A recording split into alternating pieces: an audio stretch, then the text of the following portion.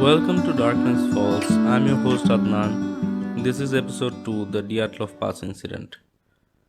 The Ural Mountains are a mountain range that runs from north to south through western Russia.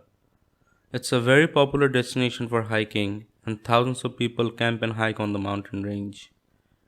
In January of 1959, a 23-year-old radio engineering student named Igor Dyatlov arranged an expedition to the Northern Ural Mountains.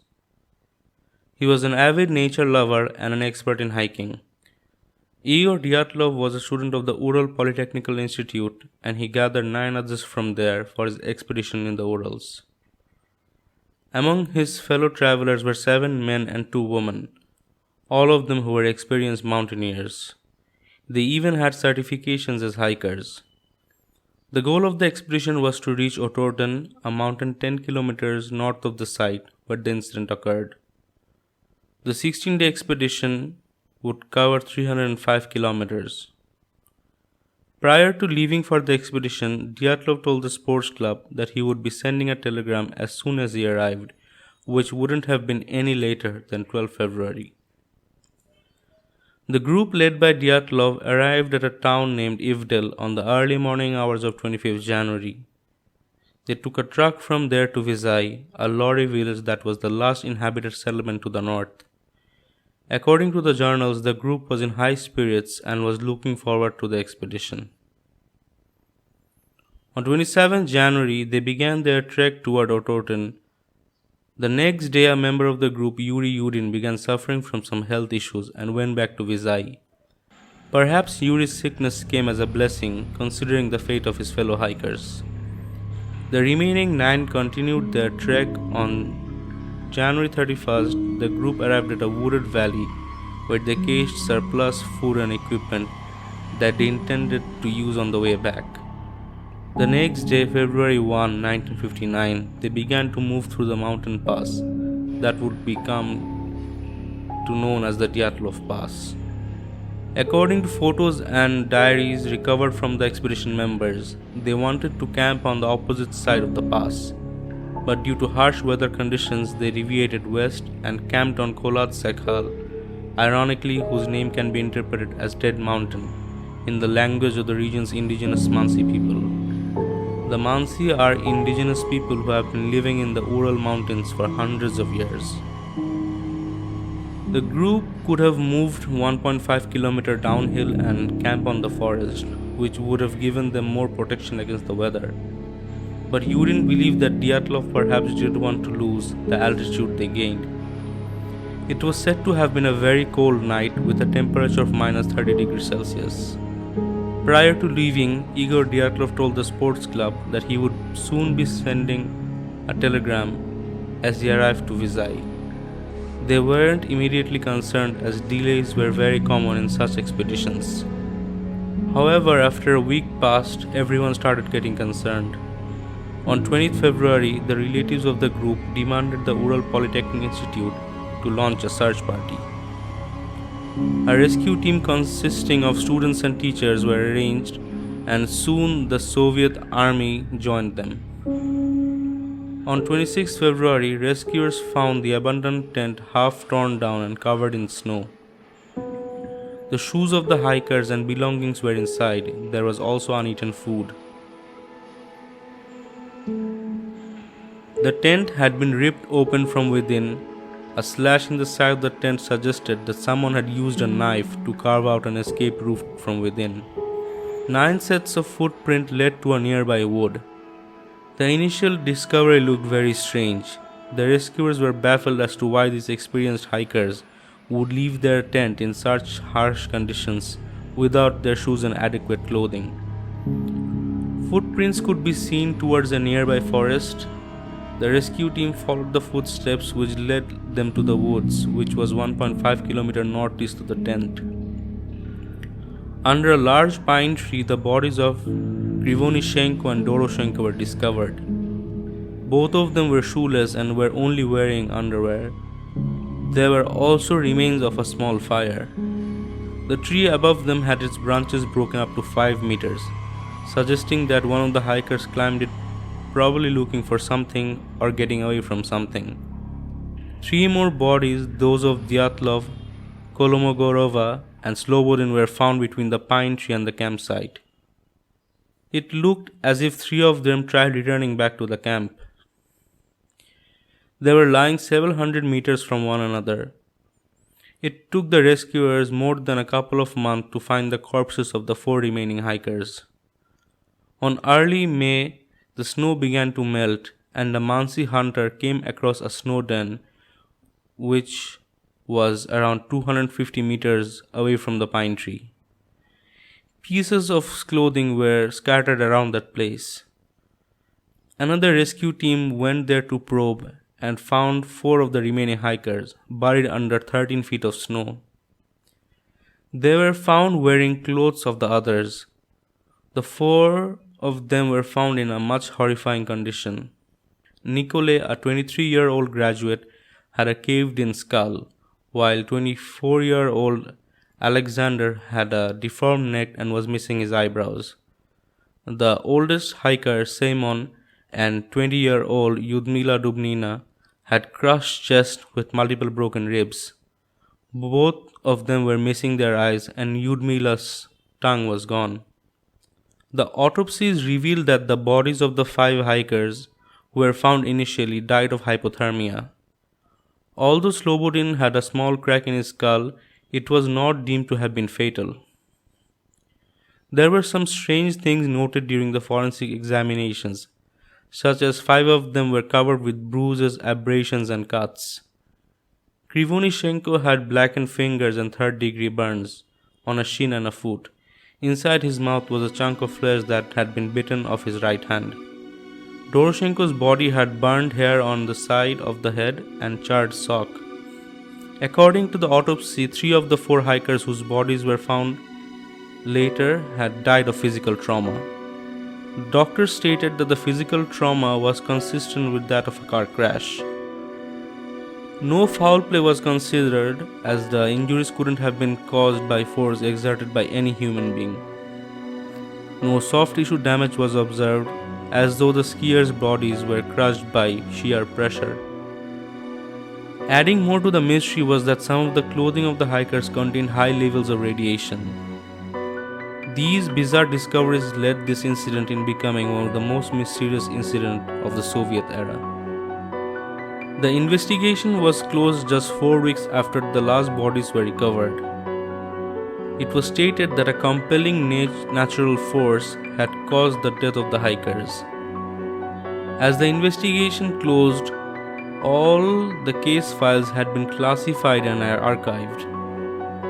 This triggered suspicion against the government and resulted in conspiracy theories. The area around the dead mountain was placed off limits to skiers and outdoor enthusiasts for years. The mountain pass that the group were trying to cross was named Dyatlov Pass in memory of the group. Over the years, lots of theories have emerged. One of the first theories was that the incident occurred due to an avalanche. It would have been a simple explanation and injuries would have been consistent with an avalanche as well. But there were lots of contradictions to this theory. Firstly, there was no evidence of an avalanche. There was no damage to the tree lines and rescue teams didn't stumble upon debris. Moreover, no avalanches had been recorded at the site before, and nor have there been any since. Another theory emerged that the group was killed by the Mansi tribe who inhabited areas of the Ural Mountains. However, it was quickly ruled out as there weren't any footprints found in the proximity of the area. The injuries of the hikers couldn't have been inflicted by humans as well.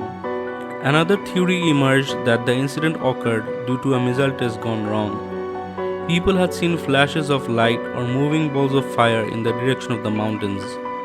Reportedly, orange spheres were sighted in the sky on the night the Dyatlov group died by campers, about 50 miles away from the scene. In 2008, a 3-foot long piece of metal was found in the area. According to the Dyatlov Foundation, which took possession of it, the metal was part of a Soviet ballistic missile. Military tests would explain the radioactivity on the recovered clothing. However, there weren't any evidence of any debris from missiles or any equipment. It would also not make sense that the bodies of the hiker would be staged in such a strange and elaborate way by the authorities. Despite there being enthusiasm regarding this theory, no evidence came into light suggesting a missile strike. The lights seen in the sky also led to theories claiming that UFOs were responsible. A mythical creature called Yeti, which presumably lives in snowy mountains, has also been proposed as the culprit by supernatural enthusiasts. Some suggest that the KGB was involved. KGB was the security agency of the Soviet Union. The theory circulates around Zolotaryov, the man who joined the group at the last minute. According to a book published in Russia, it was said that two KGB agents acting as hikers were supposed to meet CIA agents on the mountains to deliberately provide them with misleading information. The CIA agents discovered the deception, killed them, and staged the scene. Zolotaryov might have had KGB connections, but it wouldn't explain why the CIA agents would meet him in such a location in such harsh conditions. Another hypothesis popularized by Donnie Eicher's 2013 book Dead Mountain is that wind going around the dead mountain formed infrasound, inducing panic among the group. It might have led them to evacuate the tent. Eicher claims that because of their panic, the hikers were driven to leave the tent by whatever means necessary and fled down the slope. By the time they were farther down the hill, they would have been out of the infrasound's path and would have regained their composure, but in the darkness would have been unable to return to their shelter. The traumatic injuries suffered by three of the victims were a result of their stumbling over the edge of a ravine in the darkness and landing on the rocks at the bottom. But this thesis would require all 9 people to have been so terrified of a sound they couldn't even hear that they ran to certain death, not grabbing their coats or boots and slashing their way out, when the tent door would have been a far easier exit. The family members of the deceased were not satisfied with the official explanation, and some of the relatives of the victims finally led the case to reopen in 2019. A young prosecutor named Andrei Kuryakov was put in charge. His group took measurements, photographed, surveyed the tent location, and conducted multiple experiments. Kuryakov concluded that an avalanche, a hurricane, or a slab of snow sliding over the tent were the possible explanations, the last one being the most plausible one. After the case being reopened and the public prosecutor concluding the slab avalanche theory, Gaume, head of the Snow and Avalanche Simulation Laboratory at EPFL in Switzerland, was contacted. He never heard of the incident and got very intrigued. He partnered with Alexander Pozren, a geo-engineer at ETH Zurich, to investigate more deeply. The two men combed through the public archives, consulted with other scientists, and ultimately developed 2 distinct models to reconstruct the avalanche they believed had occurred in February 1959. Gaume and Pozren published their findings in January 2021 in Communications, Earth and Environment.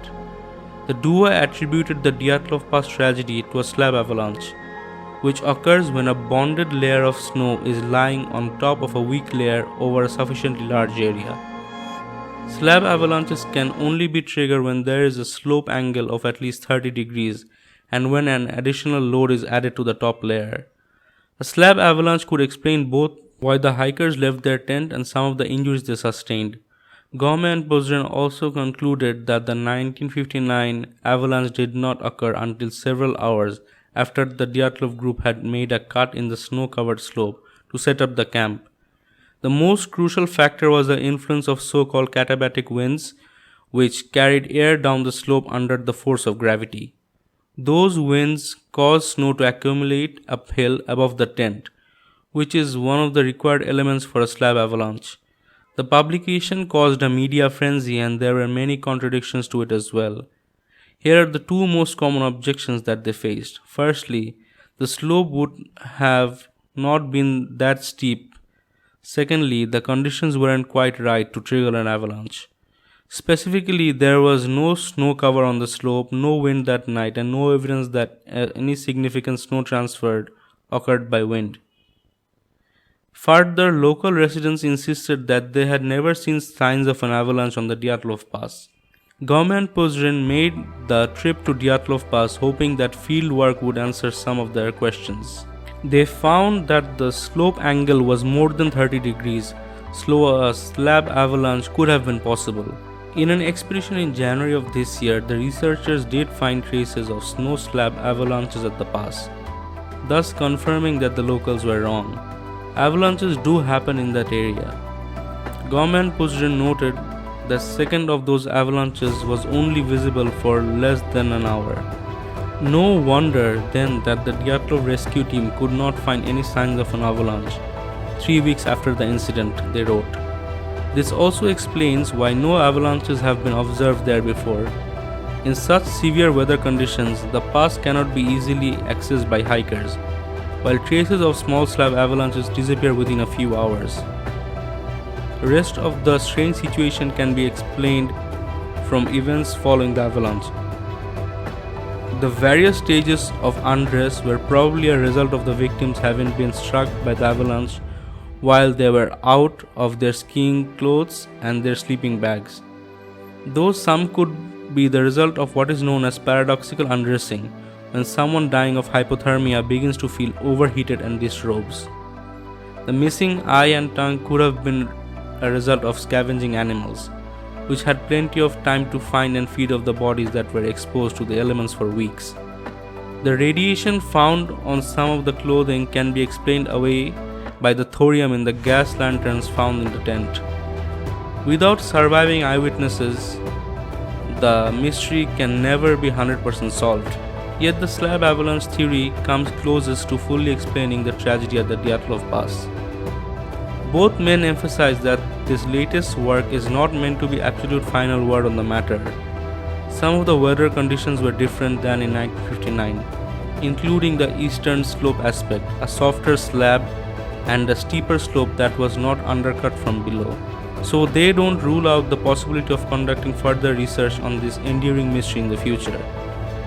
The slab avalanche theory is bleak, but is the simplest and most plausible explanation. However, it cannot be concluded totally as to what really happened.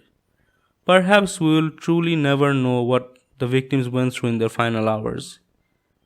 It is and will stay a mystery to a lot of people for years to come. Nothing will be able to explain every facet of the Dyatlov mystery. Today, the Dyatlov Pass is a popular hiking and tourist destination. Hundreds have visited it and followed Dyatlov's route on foot, snowmobile, or skis.